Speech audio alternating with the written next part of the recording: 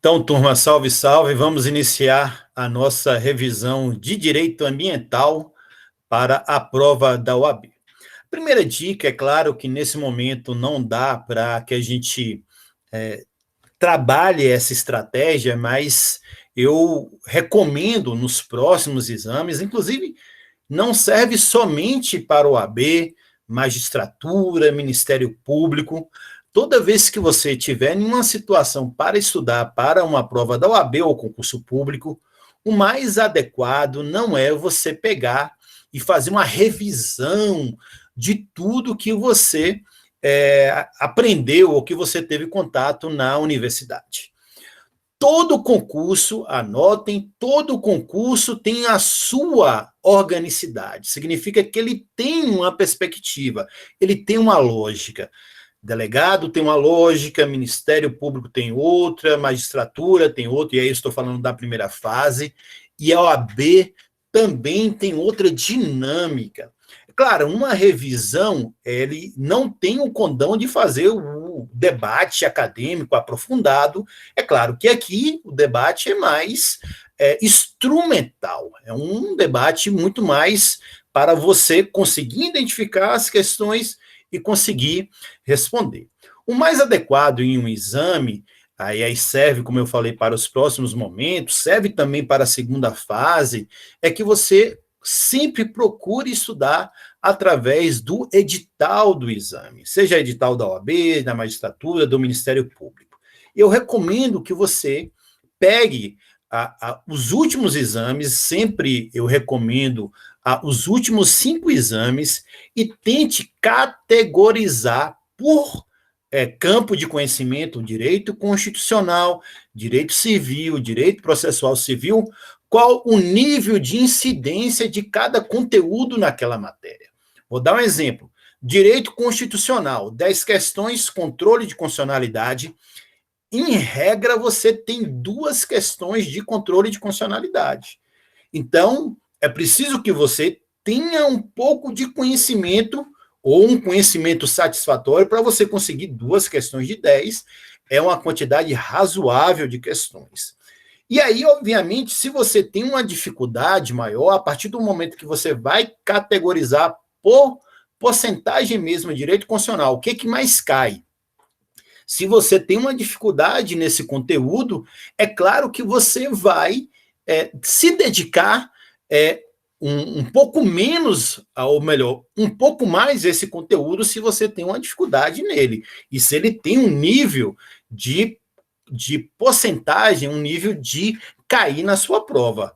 Ao mesmo tempo, processo civil, que é uma questão ou um assunto na prova da OAB que geralmente a gente mais erra, né? Então, se você tem um assunto em processo civil em que você não domina e que o índice de incidência desse assunto ele é diminuto, é melhor em uma situação em que você está fazendo um estudo instrumental, você não se dedicar tanto a esse assunto. Vale lembrar que você precisa estudar, ou você precisa acertar metade das questões, né? Eu ia falar metade mais um, nem precisa. Metade das questões, no caso da OAB aí, 40 questões. É só uma questão de tática para você tentar estabelecer uma relação mais produtiva. Uma outra dica que eu digo para vocês nessa perspectiva instrumental é fazer mapas mentais ou mapas conceituais. Quanto mais você vai fazendo mapas mentais, mapas conceituais, você tem condições de memorizar melhor esse assunto. E uma dica muito valiosa nos mapas mentais, na relação que você estabelece, dos conectivos, inclusive, é você tentar sempre trazer para uma realidade ou para uma situação concreta vivida por você. Então, você pode colocar uma situação em que você relaciona aquele conteúdo com uma pessoa, com um animal de estimação da sua casa, para que possa ser um fio condutor, um fio de lembrança naquele momento da prova, da OAB ou de outro concurso, que é uma situação em que tem a pressão psicológica, tem as condições objetivas e subjetivas, que você pode ter um branco, você pode ter uma situação de bloqueio mental. Tranquilo? Então, sempre é importante você fazer o estudo pelos editais, você ganha tempo, fazer um planejamento adequado e fazer mapas conceituais para, nesse momento de reta final, você otimizar seu tempo fazendo essa revisão a partir dos mapas mentais que você vai conseguir um processo de memorização de maneira mais adequada. E nessa revisão aqui, eu fiz justamente isso. Eu peguei as últimas provas da OAB e fiz uma categorização nesse recorte metodológico, trabalhando aí com pesquisa científica, quais são os assuntos que mais caíram justamente nos últimos exames da OAB, que é justamente esses que eu vou falar com vocês. Código Florestal é a possibilidade de cair uma questão sobre a Lei 12.651 do 12, ela é grandiosa, até porque já foi debatido um controle de constitucionalidade no STF, é recorrente, então, o debate de APP, de Área de Preservação Permanente e de Reserva Legal, que eu vou explicar a diferença fundamental e quais são as situações que nós temos de APP e Reserva Legal. Inclusive, tivemos a decisão do STF agora, de abril de 2021, sobre APP consolidada em área urbana, claro que não cai na primeira fase, mas já fica aí na esteira de quem escolheu o direito constitucional na segunda fase. O segundo assunto é justamente Sistema de Unidade de Conservação, a Lei 9985 de 2000. A OAB, inclusive, na minha opinião, não cabe aqui uma discussão mais aprofundada, ela tem escolhido assuntos nesse dispositivo legal, que é a Lei 9985 de 2000, Sistema Nacional de Unidade de Conservação, é muito mais na parte dos conceitos. Então, perguntar para você, nas questões que você tem que assinalar lá, o que é um corredor ecológico, o que é um plano de manejo, o que é uma zona de amortecimento, sendo que isso é mais a parte conceitual da lei, mas a lei ela vai discutir muito mais as 12 categorias de unidade de conservação, 5 de proteção integral e 7 de uso sustentável, que, é claro, nessa reta final aqui não tem como você memorizar todas, mas tem algumas que dá para memorizar, assim, como o PARNA, o Parque Nacional. Então, a gente que é aqui da Bahia, da região sudoeste, a gente pode relacionar com o Parque Nacional da Chapada Diamantina. Aí você vai lembrar que é uma unidade de conservação de proteção integral, e aí você tentar relacionar com algumas situações do mundo vivido. Um outro assunto também muito importante é competência ambiental.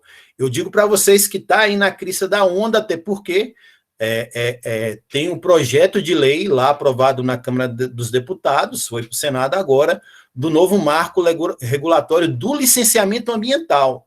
Então, o debate de competência ambiental, sobretudo da competência material administrativa, lá do artigo 23 da Constituição, parágrafo único, sendo regulamentado pela Lei Complementar 140 de 2011, tem uma chance aí grandiosa de cair nessa tendência, volto a dizer, nessa tendência dos assuntos cobrados nos últimos exames. E, por fim, um assunto que vai, não vai, cai, princípios ambientais, né? Sobretudo o princípio da precaução e princípio da prevenção, sendo ali sempre lembrado a partir do dispositivo constitucional do artigo 225, lembrando para vocês que o artigo 225 da Constituição da República de 88 é o principal artigo do meio ambiente. Todos têm direito ao meio ambiente ecologicamente equilibrado, bem de uso comum do povo e essencial à sadia qualidade de vida, impondo-se ao poder público e à coletividade o dever de proteger e preservar para as presentes e futuras gerações. Esse é o caput lá, a cabeça do artigo 225 da Constituição. O parágrafo 1º, o inciso 4º, vai estabelecer que toda obra poluidora ou potencialmente poluidora deverá ser exigido estudo prévio de impacto ambiental a que se dará publicidade, o chamado EPIA. Então, vai, não vai, sempre cai na OAB qual é a proteção constitucional para o estudo prévio de impacto ambiental. O detalhe importante é que é o único instrumento que foi elevado à categoria de proteção constitucional, é o EPIA, que está lá, literalmente no artigo 225, parágrafo 1º, inciso 4º da Constituição da República de 1988. E aí depois só uma dicasinha para vocês de direito urbanístico, também tive essa preocupação de olhar lá na prova de direito administrativo, de vez em quando cai uma questão de plano diretor urbano e direito agrário, por fim, também de vez em quando em direito administrativo cai uma questão lá de desapropriação, né? Desapropriação sanção e desapropriação sem sanção. Tranquilo? Então, eu vou fazer uma apresentação agora para que vocês possam acompanhar e tentar sistematizar melhor, como eu não tenho um quadro branco aqui nesse momento, e aí, ao final, eu abrirei para dúvidas sobre as questões.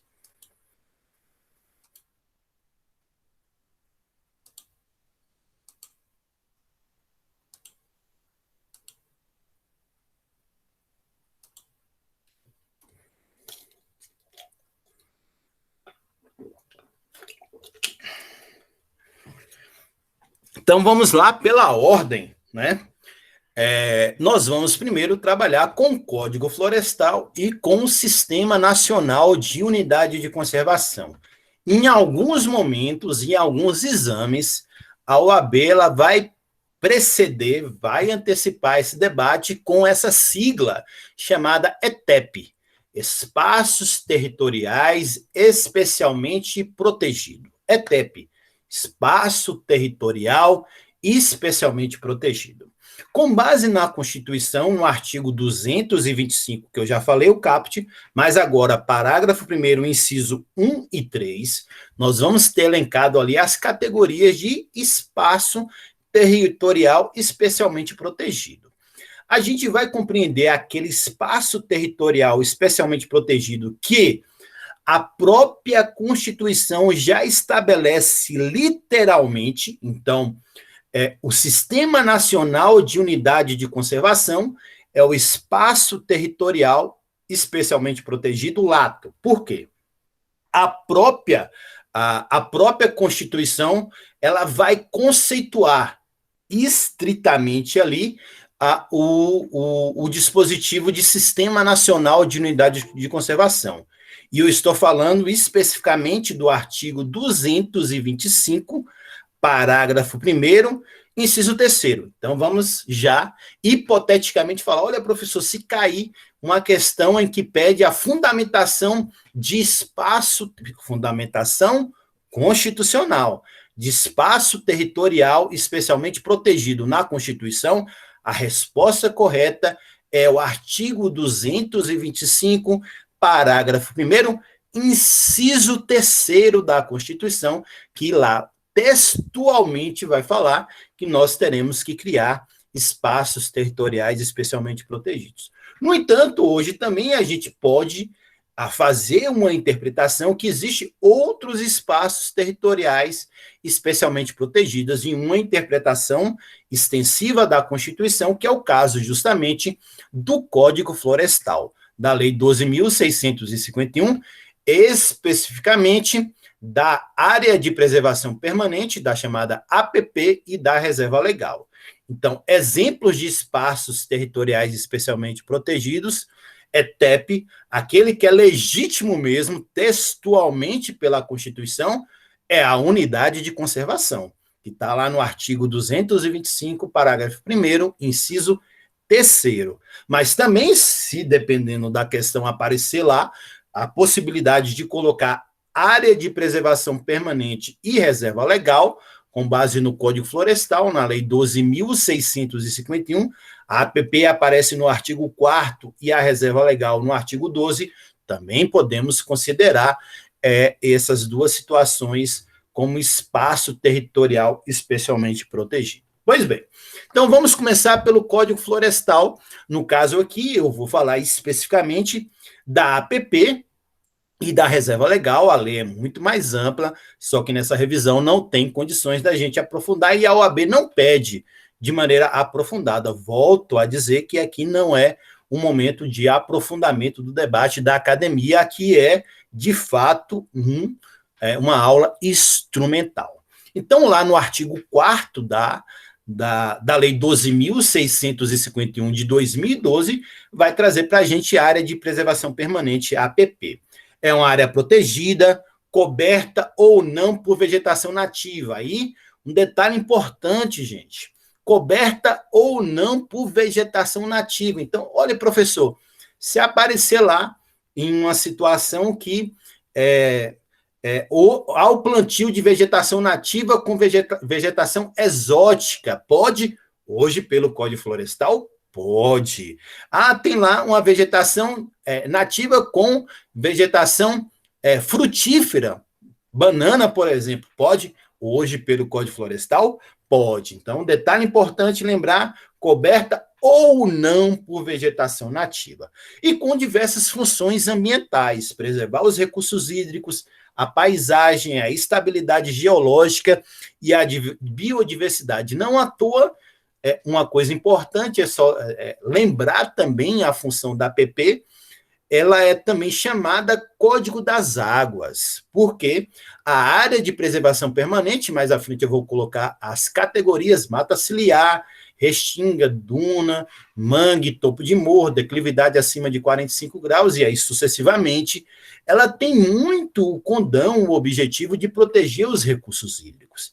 Então, uma coisa importante da gente lembrar de APP é chamá-lo também, aí no caso de, sobretudo, o APP de legislação que trata dos recursos hídricos, facilitar o fluxo gênico da fauna e flora, proteger o solo, assegurar o bem-estar das populações humanas. Lembrando para vocês que tanto a APP como a reserva legal é uma limitação no direito de propriedade, mas você não perde o direito de propriedade, é uma limitação de uso. Então aqui, gente, uma das principais, então, sempre cai na prova de OAB e outros concursos, Ministério Público também, é a chamada mata ciliar, que o nome, inclusive, tem de mata ciliar, porque tem analogia aí com o cílio dos nossos olhos, que tem justamente também a proteção de proteção. Então, a primeira categoria é a chamada de APP, a chamada mata ciliar, aquela vegetação que fica na beira de um rio, né, de um córrego de água, inicialmente de um córrego de água, mas que pode aumentar um rio. O interessante para a gente aqui é tentar memorizar, mas é que o tamanho do rio vai estabelecer o tamanho da APP, né, de um lado e de outro rio. Então, eu coloquei primeiro essa imagem, depois eu coloquei uma fotografia real também e outras possibilidades, mas só para a gente já compreender que a mata ciliar, que é uma das principais, que tem a maior incidência de debate em exames, a mata ciliar, ela começa com um rio que tem uma largura de até 10 metros, obrigatoriamente 30 metros de cada lado. 30 metros de cada lado. Então, largura de até 10 metros, 30 metros de cada lado. 30 metros de cada lado. Para quem vai fazer direito constitucional, já deixo uma dica aqui na segunda fase, se porventura tiver alguém aqui, é que o STF, recentemente, em abril de 2021, decidiu que em APP urbana, porque a APP ela pode ser urbana e pode ser rural, na APP urbana consolidada, não se aplica a lei de uso e parcelamento do solo, a 6766 de 79, vai se aplicar justamente o Código Florestal, a Lei 12.651 de 2012. E aí, só para você lembrar, memorizar o que é uma mata ciliar. Então, nós temos aí o leito regular do rio, né, de uma largura de até 10 metros, e aí você vai ter 30 metros de cada lado como mata ciliar.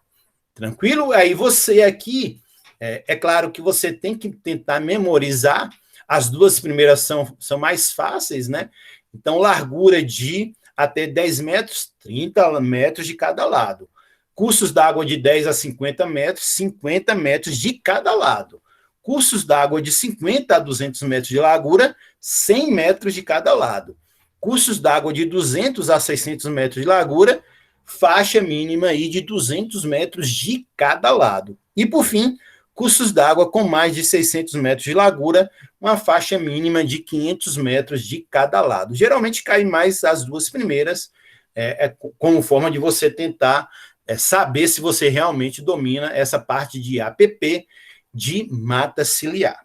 Há outras formas de mata de APP, além da mata ciliar. Então, eu trouxe para vocês aqui mais uma figura para que vocês possam tentar isso aqui. Volto a dizer que aparece no artigo 4º da Lei 12.651 de 2012. Então, outras categorias de área de preservação permanente. Então, mata ciliar é uma das mais importantes e que tem a maior incidência em exames, mas não é a única. Há outras áreas de preservação permanente, como a restinga. Então, vejam na figura, aqui na parte inferior da figura, nós temos aqui um mar. Então, a restinga é aquela vegetação logo próxima aqui na areia da praia. Depois você tem os mangues também, que são consideradas áreas de preservação permanente. A mata ciliar, que está aqui, que a gente já falou. A nascente também é considerada área de preservação permanente. Topo de morro, declividade acima de 45 graus. Tudo isso é área de preservação permanente. É claro que não cai na prova da OAB, mas é sempre bom lembrar, pelo menos na primeira fase não cai dessa forma, que a função, inclusive, da APP é fazer com que a água da chuva ela caia em uma velocidade menor no solo, no processo de contato, a vegetação vai amortecer e vai ajudar na penetração. Tá aí o recorte do solo aqui, por isso que a área de preservação permanente ela é tão importante. Então, turma, lembrando sempre que a APP, nós vamos ter lá, por força do artigo 4º da Lei 12.651, a mais importante, ou a que tem incidência nos debates aí, primeiro a mata ciliar, que é aquela que fica na beira do rio, inicialmente com a largura de até 10 metros, 30 metros de cada lado, e vai aumentando. E outras possibilidades também de área de preservação permanente, como restinga, mangue, nascente, topo de morro, declividade acima de 45 graus, também são consideradas área de preservação permanente, tranquilo? Então, essa é a primeira aí, primeiro espaço territorial especialmente protegido, a chamada APP. Ao final, eu queria até colocar algumas dicas, mas primeiro eu preciso falar sobre reserva legal e depois falar também sobre área de proteção ambiental, que é a APA, que é outro debate mais à frente, mas que muita gente causa uma certa confusão de colocar APP como sinônimo de APA, e não pode ser dessa forma. Então, Código Florestal, aqui o debate é a partir do artigo 12, da Lei 12.651 de 2011. O mais importante aqui, turma, é tentar memorizar o percentual de reserva legal, o que não é difícil. O que não é difícil. É claro que a única diferença é no caso da Amazônia Legal, que há uma estratificação de 80, 35 e 20.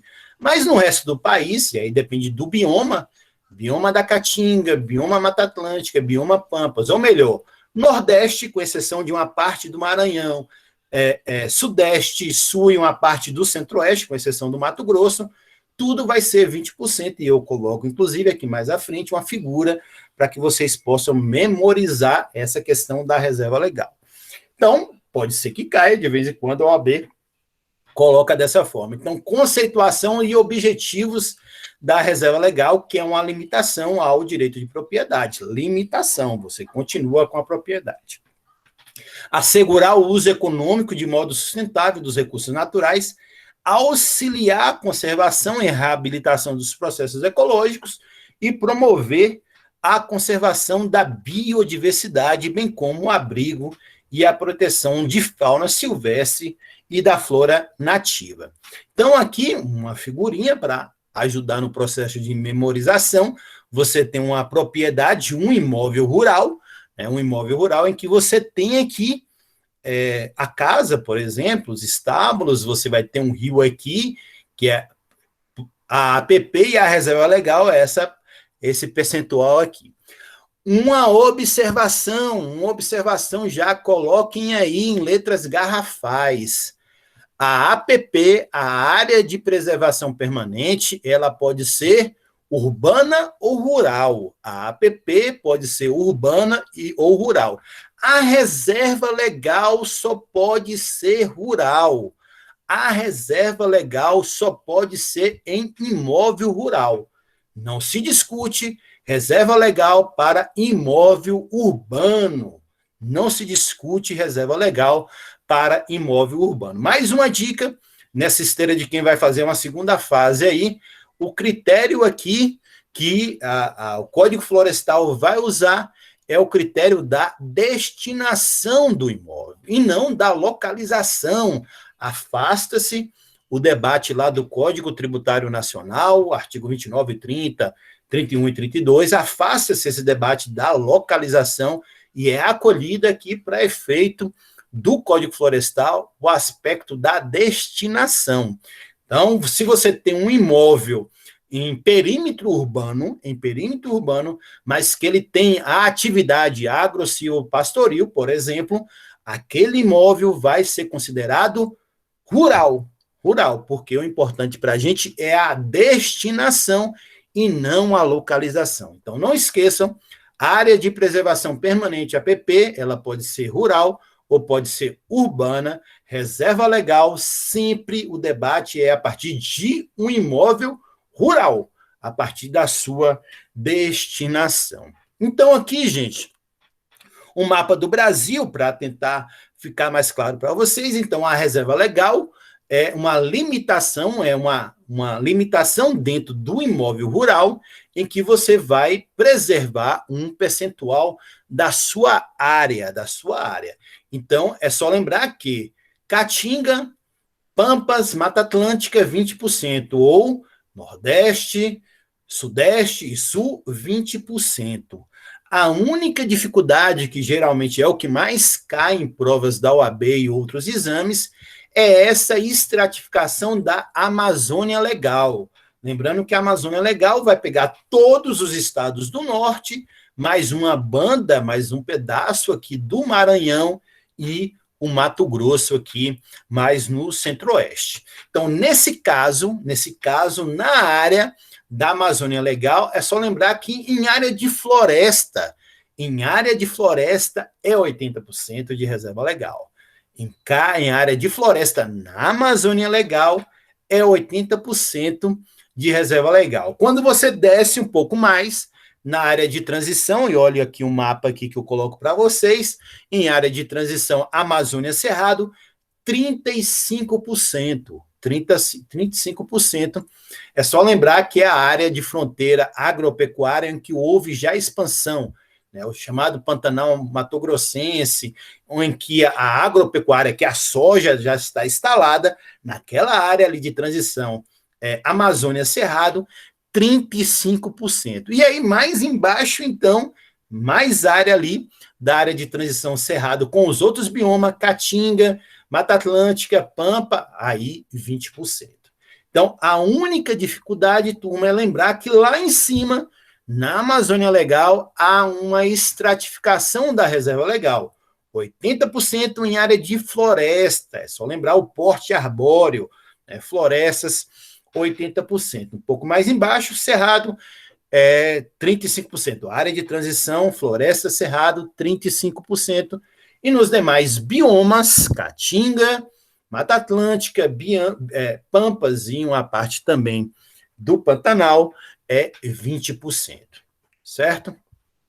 E aí, só para lembrar, para tentar memorizar, é sempre bom mesmo em um debate de prova da AB, reserva legal, propriedade privada também tem que proteger. Então, tá a árvore aí, né, dizendo para aquele que está querendo derrubá-la: a terra é minha, eu faço o que eu quiser. E a árvore responde: não é bem assim, existem regras, mesmo sendo uma propriedade particular. Então, tanto o APP como reserva legal é uma limitação no direito de propriedade, e é importante a gente relembrar sempre esse debate. É instrumental, seja na primeira fase da OAB, na segunda fase, ou também em outros exames. Tranquilo? Então, a segunda parte agora, o Sistema Nacional de Unidade de Conservação, a Lei 9985 de 2000, né, que é o chamado SNUC. Como eu falei, né, o artigo 225, parágrafo 1º, sobretudo o inciso 3º da Constituição da Federal, vai colocar: definir em todas as unidades da federação espaços territoriais e seus componentes a serem especialmente protegidos, sendo a alteração e a supressão permitidas somente através de lei, vedada qualquer utilização que comprometa a integridade dos atributos que justifique sua proteção. Em uma visão sistêmica, aparece também o inciso 1º: preservar e restaurar os processos ecológicos essenciais e prover o manejo ecológico das espécies e ecossistemas. As provas da OAB, como são provas mais não vou dizer simples, mas sem um debate tão aprofundado na primeira fase, o nível de incidência é cair mais o dispositivo do artigo 225, parágrafo 1º, inciso 3º. Se você tiver numa segunda fase, em outra prova, que você tem a oportunidade de escrever, pode trazer também um inciso 1º do parágrafo 1º para conceituar esse dispositivo do Sistema Nacional de Unidade de Conservação. Tranquilo? Pois bem, no debate aqui, é bom a gente lembrar que há duas formas de unidades de conservação. Unidades de conservação. A unidade de conservação, hoje em dia, está muito em voga, porque o instituto que cuida das unidades de conservação, que é o ICMBio, o Instituto Chico Mendes de Biodiversidade, vem sendo atacado sistematicamente pelo atual governo. Então, tente lembrar aí no debate, inclusive reflexivo, que unidade de conservação, quem tem a função, inclusive, de fiscalização e execução é o ICMBio, o Instituto Chico Mendes de Biodiversidade. Essa lei ela vai dividir em duas categorias no artigo 7º, as unidades de conservação, a de proteção integral e a de uso sustentável. São 12, no total, são 12 tipos de unidade de conservação, 5 de proteção integral e 7 de uso sustentável. É muito para estudar agora, ou para estudar para um exame, como eu falei, é muito mais fácil você tentar lembrar na sua região, próximo à sua cidade, o que você já visitou, aquilo que você pretende visitar, com as categorias. Como eu falei, parque. Parque é uma categoria de proteção integral. Então, na nossa região, temos o Parque Nacional da Chapada Diamantina, o Parque Nacional de Boa Nova. Flona é uma floresta nacional, é de uso sustentável. Temos uma flona aqui na nossa região, em Contendas do Sincorá, a flona de Contendas do Sincorá. Então, a proteção integral, as unidades de proteção integral não podem ser habitadas pelo homem, sendo admitida apenas o uso indireto dos seus recursos naturais em atividades como pesquisa científica e o turismo ecológico, por exemplo. Então, gente, a dica e o comando para sempre lembrar de proteção integral é o uso indireto. É o uso indireto. Uso sustentável, as unidades de conservação de uso sustentável admite a presença de moradores.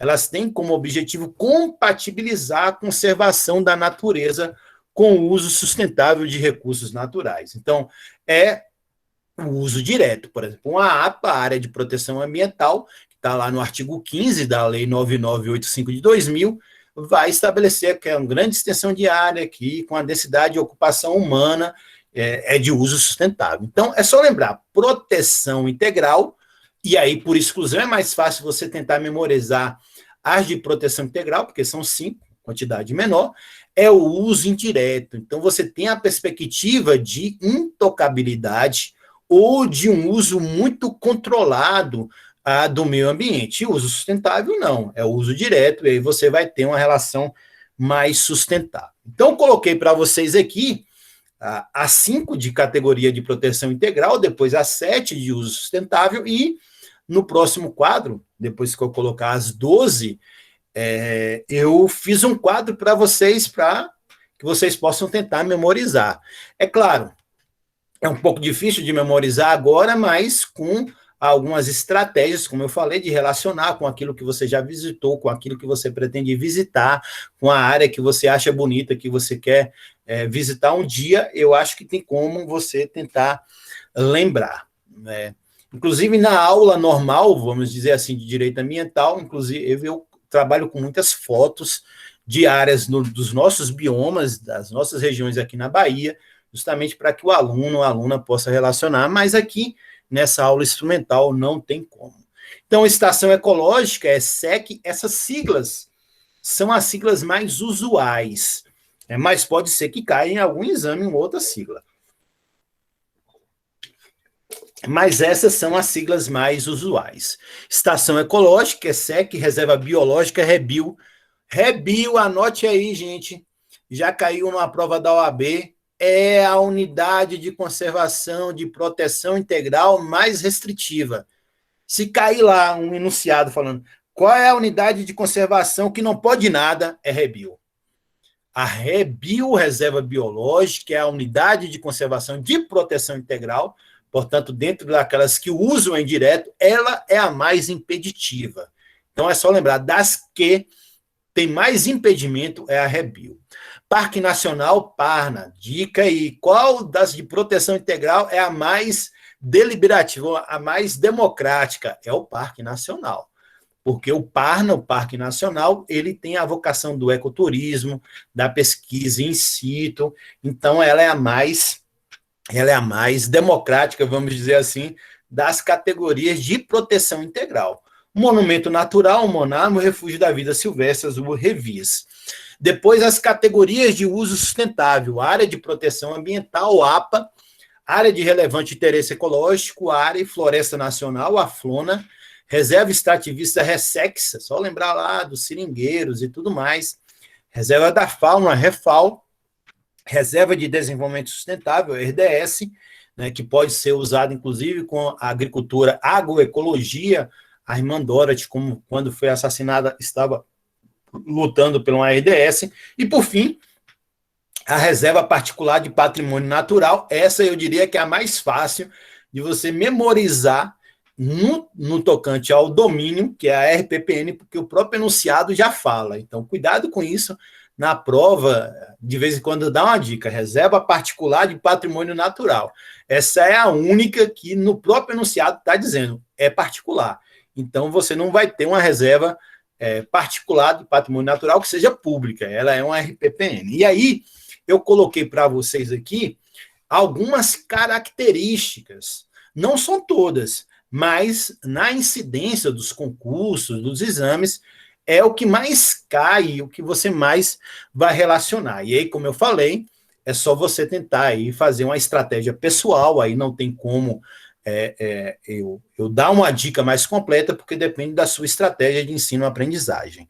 Então, a estação ecológica, uma característica é que o domínio é público, né? Então, aqui, gente, a lógica predominante de proteção integral, pelo uso indireto, a lógica é que o domínio seja público. Mesmo nas situações em que é público ou privado, a tendência é que seja público, né? Mas a legislação permite que seja privado. Então, lembrar lá que, de proteção integral, em regra, o domínio vai ser público. Estação ecológica, preservação da natureza, o objetivo, né? E a realização de pesquisas científicas. A reserva biológica, como eu falei, é a mais restritiva.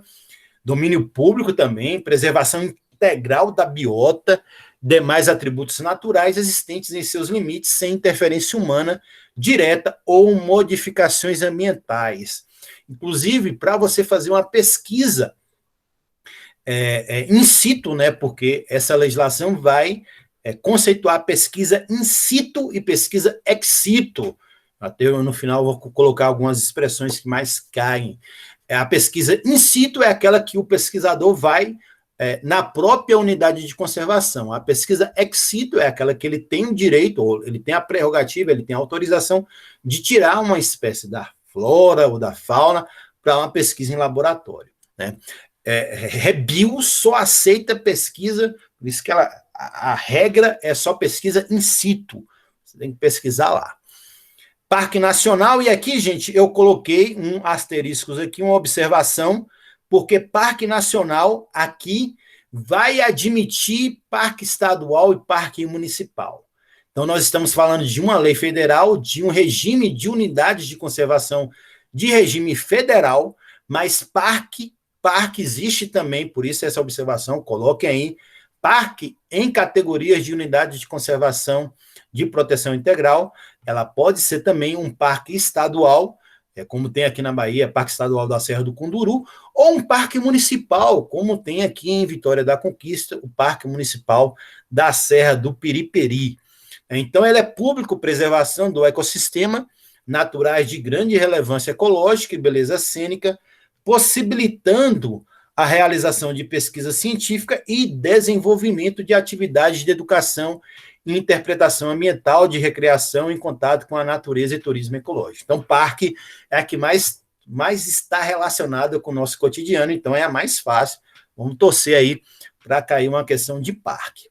Monumento natural, domínio pode ser público ou privado, preservação de sítios naturais raros, singulares ou de grande beleza cênica, refúgio de vida silvestre, público ou privado, proteção de ambientes naturais, onde se asseguram condições para existência ou reprodução de espécies ou comunidades da flora local ou da fauna residente ou migratória. Então, como eu falei, para você memorizar aqui, é claro que você vai ter que estabelecer umas estratégias aí na sua relação de ensino-aprendizagem. E aí nós vamos para 7 categorias de uso sustentável. A primeira, está lá no artigo 15, é a área de proteção ambiental, público ou privado, proteção da diversidade biológica, disciplinar o processo de ocupação e assegurar a sustentabilidade dos recursos naturais. É que geralmente a que mais cai é a área de proteção ambiental, artigo 15 da Lei 9985 de 2000. Mais algumas dicas aí, gente, para vocês lembrarem. A área de proteção ambiental geralmente é uma grande extensão de área com uma certa ocupação humana. E aí, é importante, coloquem já aí uma observação muito importante para que não haja confusão. Área de preservação permanente é uma coisa, área de proteção ambiental é outra. Muito cuidado com questões que usam ou que tentam induzir você em erro em colocar APP do Código Florestal. Lembre-se, APP está lá no artigo 4º da Lei 12.651, é a mata ciliar, o topo do morro, a declividade, o mangue, a restinga. Área de proteção ambiental, APA, é uma unidade de conservação de uso sustentável, está no artigo 15 da Lei 9985 de 2000, uma grande extensão de área com uma certa ocupação humana, portanto, APA é uma unidade de conservação. A área de preservação permanente é outras tipologias, como mata ciliar, topo de morro, restinga, mangue, e aí vai. Então, essa observação é importante. Não são sinônimos, não admitam em questão nenhuma colocar APP como APA. São dispositivos legais distintos. Reafirmam. APP, Código Florestal, artigo 4º, Lei 12.651 de 2012. APA, Unidade de Conservação, Área de Proteção Ambiental, artigo 15 da Lei 9985 de 2000. Pois bem, área de relevante interesse ecológico, público ou privado, manutenção dos ecossistemas naturais de importância regional ou local e regular o uso admissível dessa área, de modo a compatibilizar com os objetivos de conservação. Floresta Nacional, aqui uma questão também, um detalhezinho importante, uma observação. O domínio está aqui público, mas coloquem aí, pode cair numa prova da primeira fase ou numa prova de segunda, que a Floresta Nacional, apesar de ser domínio público, a legislação admite uma concessão. É só lembrar de uma rodovia federal, por exemplo, que admite, ela é pública, mas admite a concessão. A Floresta Nacional, a Flona está aqui como domínio público, mas também admite a concessão para um privado para exploração. Então, o uso múltiplo sustentável dos recursos florestais e a pesquisa científica com ênfase em métodos para exploração sustentável de florestas nativas. Reserva extrativista, público, proteger os meios de vida e cultura das populações tradicionais que sobrevivam do extrativismo e, complementarmente, da agropecuária de subsistência e assegurar o uso sustentável dos recursos naturais da unidade. Então, depende da estratégia, da relação de mundo aí de vocês, mas reserva extrativista, sempre lembrar do seringueiro lá de Chico Mendes, na Amazônia. Mas se você não tem a lembrança do grande lutador do povo que foi Chico Mendes, você pode lembrar da Natura também, que é uma indústria de cosmético que vai apelar muito no seu marketing ambiental do shampoo de andiroba, dizendo que o seu produto foi extraído de uma reserva extrativista, protegendo, preservando as relações ancestrais. Portanto, nós estamos falando aí de população tradicional, reserva extrativista, sempre lembrar que a população tradicional ela tem uma relação econômica, cultural, social, até religiosa, com aquele modo de vida, com aquela relação de coexistência, de sobrevivência. Reserva da fauna, público, realização de estudos técnico-científicos sobre manejo econômico sustentável de recursos da fauna nativa. RDS, também público, assegurar as condições e meio necessários para a reprodução e melhorias do modo de vida. E aí você vai ampliar a reserva de desenvolvimento sustentável, que não precisa necessariamente ter essa relação ancestral dos extrativistas. E, por fim, reserva particular de patrimônio natural, privado, conservação biológica de áreas privadas. E aí, gente, uma observação que já caiu em um exame da OAB, sempre lembrar que RPPN tem essa observação, caráter de perpetuidade, gravada com caráter de perpetuidade. Uma vez RPPN, sempre será RPPN, porque tem esse caráter de perpetuidade, não pode ter alteração. Por exemplo, se um herdeiro quiser depois mudar a RPPN, não pode, tem caráter de perpetuidade. Por fim, gente, em unidade de conservação, para a gente avançar para o próximo assunto, lembrar também do plano de manejo. Então, há alguns conceitos que sempre caem na prova da OAB em outros exames. Um dos é o plano de manejo, que está lá no artigo 27 do Sistema Nacional de Unidade de Conservação, que é um documento. O que é o plano de manejo? É um documento que vai estabelecer como é que será feita a gestão, o uso da unidade de conservação. Então, vai uma dica aí.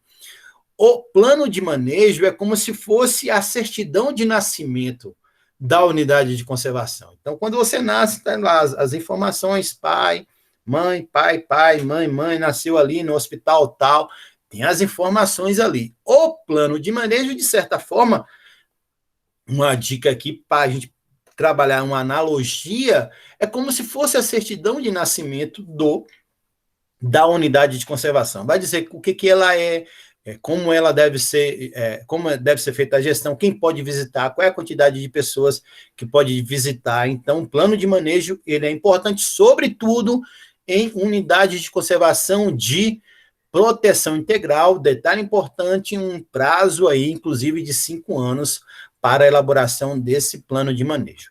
Tem duas que eu acho nocivo a OAB perguntar dessa forma, mas já perguntou, como eu falei no nosso levantamento, que é zona de amortecimento e corredores ecológicos. Então, zona de amortecimento, o próprio nome já dá uma dica. A unidade de conservação ela precisa ter uma zona no entorno dela para amortecer o impacto que nós chamamos de impacto antrópico, o impacto humano. Então, uma unidade de conservação, sobretudo de proteção integral, você tem que ter uma zona de amortecimento. Então, vamos imaginar que você tem um parque nacional e que logo ao lado você tem uma plantação de uma soja transgênica. Não pode. Você precisa estabelecer uma zona de amortecimento, que é justamente um raio em que você vai estabelecer como é que deve ser feito o uso daquela terra, para efeito de não ter um impacto mais direto da ação humana nessa unidade de conservação e de proteção integral, no caso, por exemplo, um PARNA, um Parque Nacional. E o outro conceito também que é recorrente cair é de corredores ecológicos, que inclusive aqui no nosso estado da Bahia, no sul, extremo sul da Bahia, há um estímulo muito grande para que você tenha corredores ecológicos da Mata Atlântica, que é um bioma aí que hoje só tem cerca de 12, 13% de remanescente. Então, corredores ecológicos é o estímulo, inclusive através de RPPN, de Reserva Particular de Patrimônio Natural, de você unir unidades de conservação, transformando, como o próprio nome já fala, um corredor ecológico. Então, você vai pegar aqui no sul, extremo sul da Bahia e norte do Espírito Santo, você tem várias unidades de conservação, uma próxima à outra, justamente para transformar em um corredor ecológico e facilitar o que a gente chama de fluxo higiênico, né? Sobretudo da fauna, facilitar esse fluxo higiênico. Tranquilo? Então, vamos avançar aí para o nosso terceiro assunto, competência ambiental, e aí depois só tem mais um assunto nessa revisão aqui de direito ambiental. Estou olhando no tempo aqui, tá sob controle aqui no tempo nosso de aula. Então, gente, lembrando vocês que é um debate de direito constitucional, mas que tem uma aplicação aqui em direito ambiental na parte de licenciamento ambiental. Como o licenciamento ambiental está aí na crista da onda, no debate do novo marco regulatório, há uma possibilidade de cair licenciamento ambiental, sobretudo a parte de estudo prévio de impacto ambiental. Então, rapidamente, lembrar para vocês que a competência ambiental ela pode ser formal ou legislativa, que pode ser privativa, concorrente, suplementar, delegada e remanescente, ou material ou administrativa, exclusiva e comum. Uma dica logo para vocês aí. Para lembrar da competência material administrativa, é só lembrar que ela invariavelmente vem com o verbo. Então, fiscalizar, executar. Então, a competência material administrativa, e aí a gente está falando, inclusive, na Constituição, ela vem invariavelmente com um verbo. Então, para não esquecer, a competência material, aquela administrativa, ela invariavelmente inicia-se com um verbo. E aqui, gente, a própria Constituição, se atentem a isso, a própria Constituição, ela dá as dicas para a gente, então não tem dificuldade, é só lembrar. Então, lá no artigo 22 da Constituição, compete privativamente à União. No nosso debate aqui, inciso 14, populações indígenas, então é a competência formal legislativa. Competência concorrente, inclusive agora nesse debate aí da pandemia, artigo 24 da Constituição, compete à União, Estado e Distrito Federal legislar concorrentemente. Olha só, importante lembrar que na competência concorrente não aparece o município. Não aparece o município. No caso do meio ambiente, está aqui no inciso 6º, mas no caso de saúde, naquela decisão do STF, que não tirou a responsabilidade da União, está lá no inciso 12, que é a questão da saúde. Então, combater a pandemia é uma competência concorrente da União, do Estado e do Distrito Federal. Saúde está lá. E mais, a competência suplementar, que está lá no artigo 30, inciso 1º, inciso 2º da Constituição. Lembra lá? Inciso 1º vai estabelecer que compete ao município legislar sobre assuntos de interesse local, aquilo que tem predominância no município. E no inciso 2º, suplementar a legislação federal e estadual no que couber. Por isso que é sim competência do município, nessa questão, inclusive, do debate da pandemia, do combate a essa questão sanitária, a questão do comércio, porque é um assunto de interesse local, de predominância do município. Portanto, a decisão do STF foi corretíssima de dizer que todos os entes federativos têm competência e, em matéria ambiental, segue da mesma forma. Município, apesar de não aparecer no artigo 24, no inciso 6º, que fala da competência legislativa concorrente, o município tem competência, lembre-se disso, município tem competência para legislar em matéria ambiental, isso é importante. E a competência material administrativa, a exclusiva também na Constituição, compete à União, lá no inciso 19, instituir sistema de recursos hídricos, né? Então, compete à União, não tenho como falar agora, está lá na Lei 9.433 de 1997, a Política Nacional de Recursos Hídricos. E aqui, sim, na esteira que a gente entra com o licenciamento, a competência comum material administrativa do artigo 23 da Constituição. É competência comum da União, Estado, Distrito Federal e municípios, aí lá no inciso 6º, proteção do meio ambiente. Aí preste atenção aqui agora, gente. Esse artigo 23 da competência comum vai ter um parágrafo único que diz que leis complementares fixarão normas para a cooperação entre os entes. Então, o artigo 23 tem um comando lá no parágrafo único que vai estabelecer que leis complementares, e aí em todas as questões estabelecidas ali, vai estabelecer como é que deve acontecer essa cooperação entre União, Estado e municípios. No nosso debate aqui de licenciamento ambiental, essa lei é a Lei Complementar 140 de 2011, que é a lei que eu vou falar agora para vocês rapidamente. Então, gente, bote aí uma observação que essa Lei Complementar 140 de 2011 é a lei que regulamentou o artigo 23, incisos 3, mas sobretudo o 6º e 7º, parágrafo único, em matéria de meio ambiente, em matéria de direito ambiental, e nesse caso aqui, lidando com licenciamento ambiental. Então, rapidamente, o artigo 2º vai estabelecer o que é licenciamento ambiental. Licenciamento ambiental é um conjunto de atos administrativos. É um conjunto de atos administrativos. Então, a legislação hoje vai colocar que você tem etapas para fazer o licenciamento ambiental. O termo de referência é o primeiro ato, a licença prévia é o segundo ato, a licença de instalação, depois a licença de operação. Tudo isso faz parte do que nós chamamos de sistema de licenciamento de atividades poluidoras. Uma observação, gente. Anteriormente, a 6938 de 81, a Lei de Política Nacional do Meio Ambiente, já no artigo 10º, já estabelecia que toda obra poluidora ou potencialmente poluidora deveria exigir na construção, na ampliação, na instalação, no funcionamento, o licenciamento ambiental. Então, o licenciamento é um conjunto de atos administrativos que nós temos que... o poder público, detalhe importante, quem é que faz o licenciamento ambiental no Brasil hoje? Quem faz licenciamento ambiental no Brasil hoje é um órgão público, seja ele o IBAMA, na esfera federal, ou o órgão estadual. Como é prova da OAB, é importante a gente lembrar que é o órgão estadual. Mas se fosse uma prova mais específica, no caso da Bahia, é o INEMA, o Instituto Estadual do Meio Ambiente.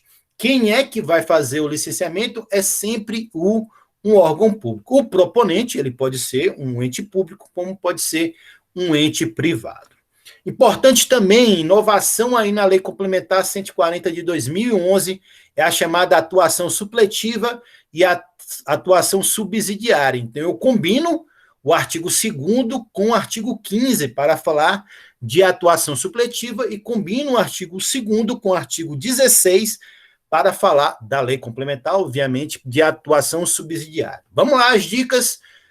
Na atuação supletiva, coloquem aí, substituição. Quando falar em atuação supletiva, eu vou lembrar de substituição. O que significa isso? Se tem um ente federativo que não está conseguindo fazer o licenciamento ambiental de uma determinada atividade, ele poderá solicitar, mesmo que provisoriamente, a substituição do seu poder de fazer a licença pelo ente federativo maior. Então, vamos imaginar licenciamento de postos de combustíveis, que, em regra, é feito pelo órgão estadual.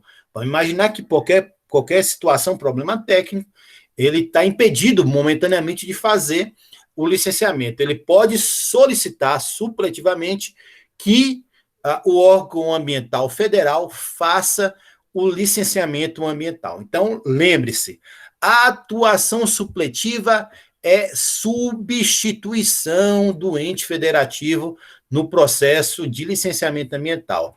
Ao contrário, aqui, a atuação subsidiária é só lembrar de auxílio, apoio. Auxílio, apoio. Então, o órgão, vamos trabalhar com o mesmo exemplo, o órgão estadual está com alguma dificuldade, ele simplesmente vai pedir o auxílio do outro ente federativo, mas ele continua fazendo o licenciamento ambiental daquela atividade. No entanto, o outro ente poderá auxiliar.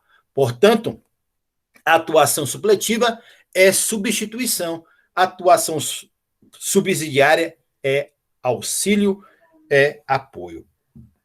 Uma questão importante na atuação supletiva, para finalizar essa parte introdutória aqui, é que se o Estado recuperar a sua capacidade de licenciamento, ele poderá retornar ao licenciamento. Então, a substituição na atuação supletiva, ela não é ad infinito, ela não é uma situação que o ente vai ser substituído ad infinito, não. O Estado recuperou a sua capacidade de licenciar aquela atividade, ele recupera, portanto, a União vai passar ao seu licenciamento para o órgão estadual. Por quê, gente? Por quê?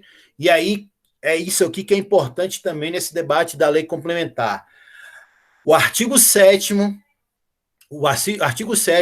inciso 14º, inciso 14, vai falar as situações em que o IBAMA, que é o órgão federal, vai licenciar. Então, gente, uma coisa muito importante é você lembrar o que a União licencia. O que a União licencia? Por exclusão, você vai saber que é o Estado. Porque quando não é a União, quem vai licenciar depois da União é o Estado e, é claro, em última instância, o município. O inciso 14, ele vai colocar algumas situações, então lembre-se aí. Envolvendo mais de um Estado, quem é que vai licenciar? É o IBAMA. Não existe, inclusive eu coloco aqui, não existe, coloquem em letras garrafais, não existe duplo grau de licenciamento. Não existe você licenciar em um Estado, licenciar em outro Estado, não existe você licenciar no Estado e na União. Não existe isso. Um único grau de licenciamento. Então, um exemplo para lembrar, transposição do Rio São Francisco, proponente Ministério da Integração, a obra federal. Nesse caso, envolvendo mais de um Estado. Quem é que vai licenciar? É a União, é o IBAMA. O IBAMA, que é o órgão de fiscalização e execução. Então, envolvendo mais de um Estado, quem licencia é a União. Envolvendo Brasil e outros países, quem licencia é a União. Então, dá outro exemplo para você lembrar, inclusive está aí constantemente sendo debatido também, gasoduto Brasil-Bolívia, né? Gasoduto Brasil-Bolívia, que a Bolívia, um tempo atrás, com Evo Morales, inclusive nacionalizou a Petrobras no país e teve aquela confusão. Gasoduto Brasil-Bolívia, um empreendimento que envolve fronteira. Quem é que vai licenciar? A União. Material radioativo, terras indígenas, tudo isso vai ser de competência da União. Não sendo da União, vai ser do Estado, e se o Estado houver a cooperação com o município tiver condições de licenciar, poderá ser feito também com o município. Em regra, turma, quem licencia no Brasil é o órgão estadual, porque as situações da União, elas já são elencadas no artigo 7º, inciso 14 da Lei Complementar 140 de 2011. Então, o artigo 13 vai estabelecer, como eu falei, o único grau de licenciamento, não existe duplo grau de licenciamento, não existe você licenciar no órgão estadual, no órgão federal, isso é muito importante. E, por fim, lavrar auto de infração e instaurar processos administrativos de quem realizou o licenciamento. Então, quem realiza o licenciamento, se é o município, o estado ou a União, é que vai lavrar o auto de infração e instaurar o processo administrativo. Importante, segunda fase. Primeira fase dificilmente cai, em outros concursos também. Ministério Público já caiu também. Vamos imaginar que um órgão que não licenciou identificou a infração. Então, o que vai acontecer? O órgão poderá fazer o auto de infração, mas ele vai ter que repassar esse auto de infração para o órgão que efetivamente licenciou, para justamente converter e fazer o processo administrativo. Tranquilo? Então, gente, já finalizando aí a parte ambiental,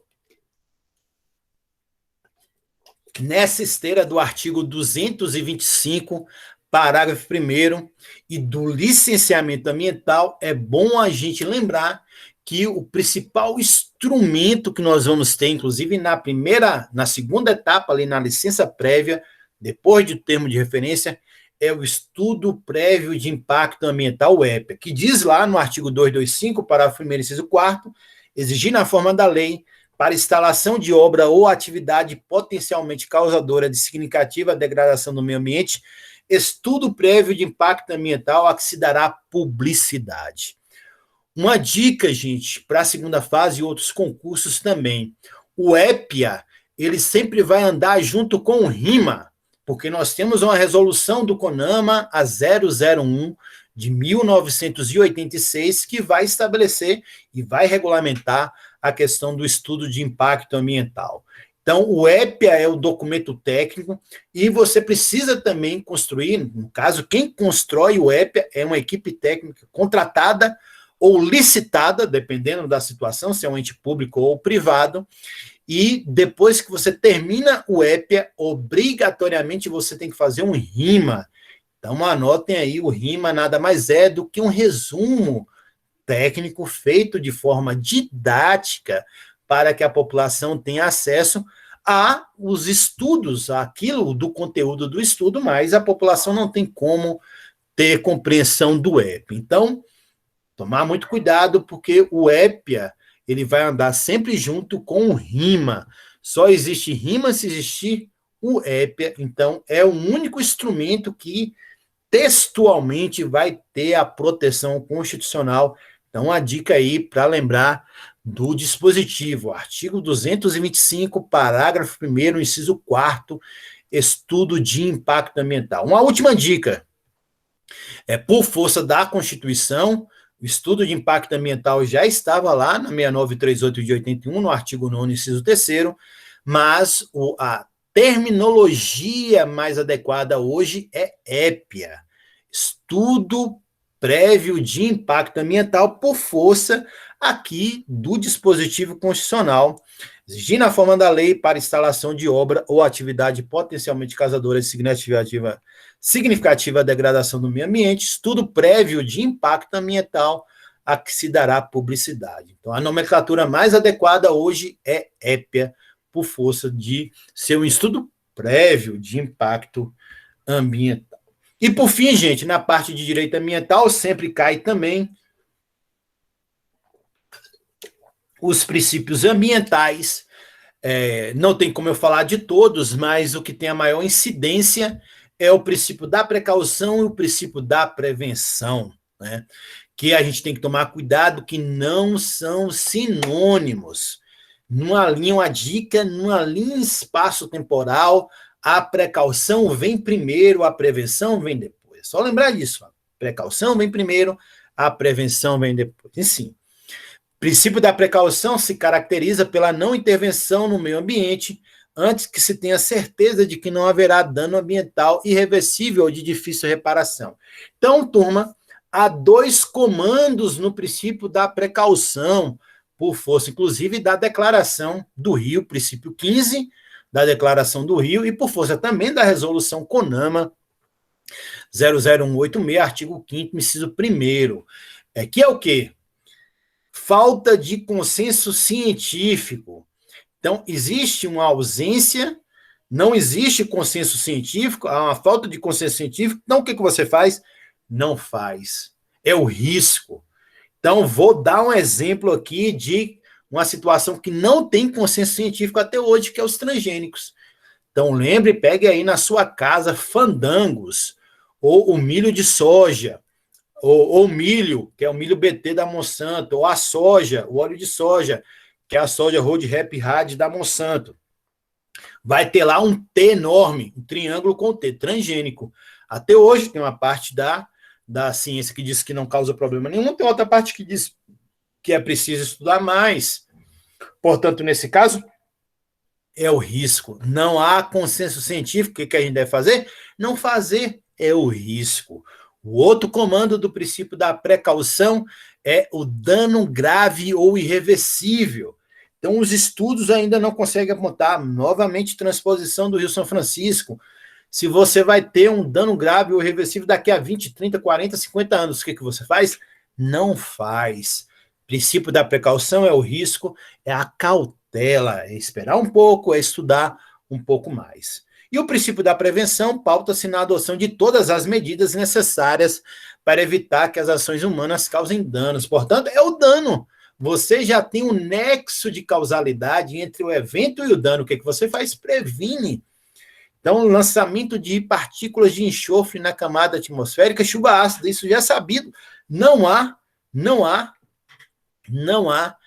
nenhuma incerteza científica nesse sentido. Então, você vai lá na chaminé e coloca lá um filtro, né, um padrão de qualidade ambiental, isso é prevenção. Então, toda vez que já estiver o nexo de causalidade entre evento e dano conhecido é prevenção, e quando não houver, se houver, a incerteza científica ou dano grave ou reversível é a precaução. Tranquilo? Então, direito ambiental é isso. Eu acho que esses 4 assuntos aí têm uma chance muito grande de cair. Eu espero que caia pelo menos um desses assuntos aí nas provas de vocês e em outras provas. E aí, para finalizar, gente, só uma dica de direito urbanístico e outra dica de direito agrário. Então, direito urbanístico cai lá um pouco em direito administrativo, uma recomendação para estudar um pouco do plano diretor urbano. Então, a política de desenvolvimento urbano executada pelo poder público municipal, conforme diretrizes gerais fixadas em lei, tem por objetivo ordenar o pleno desenvolvimento das funções sociais da cidade e garantir o bem-estar de seus habitantes. E aí, uma observação, uma dica importante é o parágrafo 1º. Tem outros parágrafos no artigo 182, parágrafo 2º, parágrafo 3º, parágrafo 4º, mas uma dica importante aqui para a gente é o parágrafo 1º. O plano diretor aprovado pela Câmara Municipal. Então, já caiu questão aí, cuidado. O plano diretor ele é sempre aprovado pela Câmara Municipal. Obrigatório para cidades com mais de 20 mil habitantes, conforme a Constituição. Então, já caiu questões com mais de 30 mil habitantes, com mais de 40 mil habitantes, com mais de 50 mil habitantes. Lembrar aí que o plano diretor é aprovado pela Câmara de Vereadores e ela é obrigatório, já apareceu facultativo, ela é obrigatório para cidades com mais de 20 mil habitantes e é o instrumento básico da política urbana. E, por fim, uma questão de direito agrário, cai lá em direito administrativo, eu dei uma olhadinha, que é desapropriação. Então, lembrar que há 2 formas de desapropriação, a sem sanção e a com sanção. Então, aquela lá do artigo 5º, inciso 24 da Constituição da República, falar de necessidade, por exemplo, a construção de uma rodovia, de uma estrada, é uma indenização, uma desapropriação sem sanção. Portanto, a grande diferença é mediante justa e prévia indenização em dinheiro. E a consanção é aquela do artigo 184, que é quando ela não cumpre os requisitos da função social da propriedade ser produtiva, está lá no artigo 186, ser produtiva, respeitar o meio ambiente e as relações de trabalho, mediante prévia e justa indenização, em títulos da dívida agrária chamada o TDA. Lembrando que a consanção ela pode ocorrer também na área urbana, só que nesse caso aí, a indenização será mediante títulos da dívida pública, certo? E boa sorte para vocês, eu espero que dê tudo certo na prova de vocês. Tranquilo? Vamos lá, tem algumas questões aqui. Caroline colocou aqui, nos imóveis rurais que possuam uma reserva legal, é possível que também se tenha uma área de preservação permanente? É possível, Caroline, vai depender da sua propriedade. Então, imagine que um imóvel rural, ele não tem morro, ele não tem rio, ele não tem nascente, então dificilmente você vai ter uma APP. Né? Então, a APP é essas situações que eu coloquei, mata ciliar, topo de morro, declividade, restinga, mangue. Né? O que o imóvel rural não pode deixar de ter de jeito nenhum é a questão da reserva legal. E aí, turma, aproveitando até a questão de Caroline, deixa eu só tomar o último gole de água aqui, eu ainda tenho 10 minutos. Serve para a primeira fase, mas pode servir aí para a segunda fase e outras questões, já que vocês não tiveram direito ambiental comigo.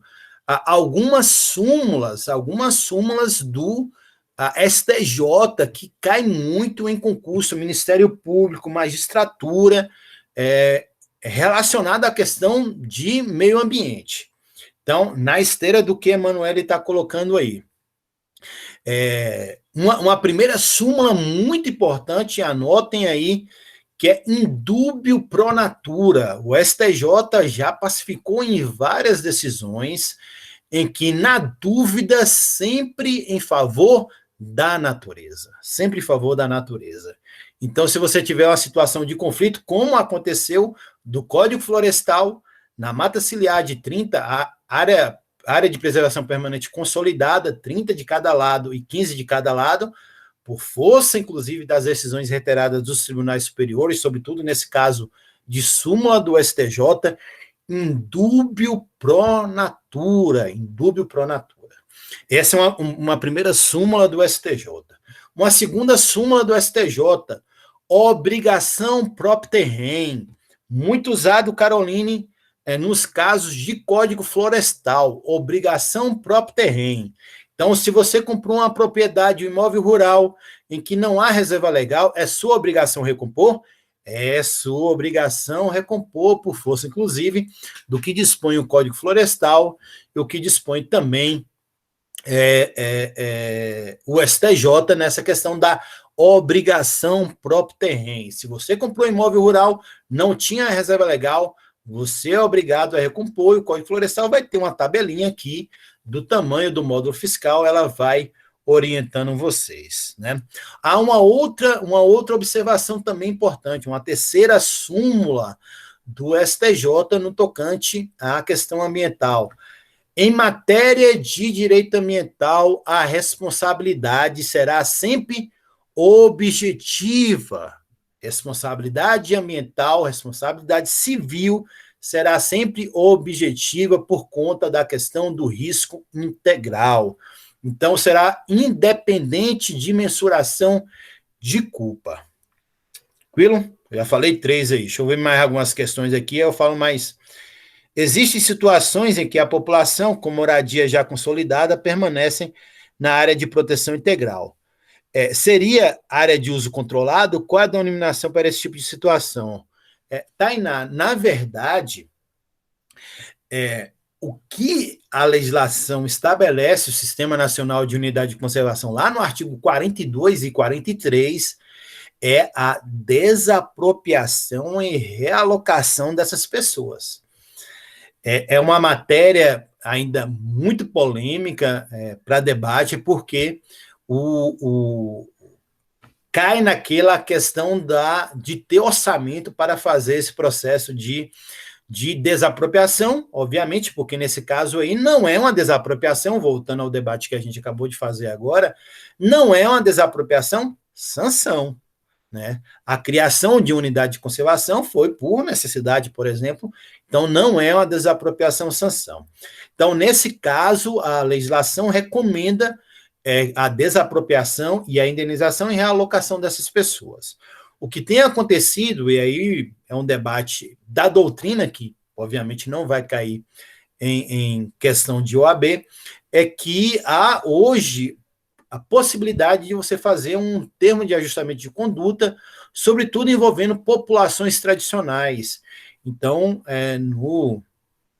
no Parque Nacional da Chapada Diamantina, nós temos lá em Andaraí, uma comunidade remanescente de quilombo, lá na Fazenda Velha, e que ela está dentro de parque. Né? Ela está dentro de parque. Inclusive, a coordenação do parque tentou retirar por várias vezes essa comunidade, e depois houve intervenção do Ministério Público para tentar, porque você muda totalmente a relação antropológica dessa população, e a população continuou. Mas o que a legislação fala é indenização, desapropriação e indenização. Esse caso aí em dinheiro. Caroline colocou aqui, a atuação supletiva pode se dar por questões financeiras também? Pode também, Karen. Pode também, questão financeira ou questão técnica. Né? Caroline colocou aqui, amém. Não peguei essa parte aí, não. Ana Flávia aqui, por fim, poderão ser executadas obras em APP mediante autorização do órgão competente? Se sim, existe uma forma de compensação? Ana Flávia, pode sim, não só a atividade em APP, como também a supressão de APP. O Código Florestal, ele possibilita a atividades em área de preservação permanente e também a supressão, desde que seja através de relação de manejo.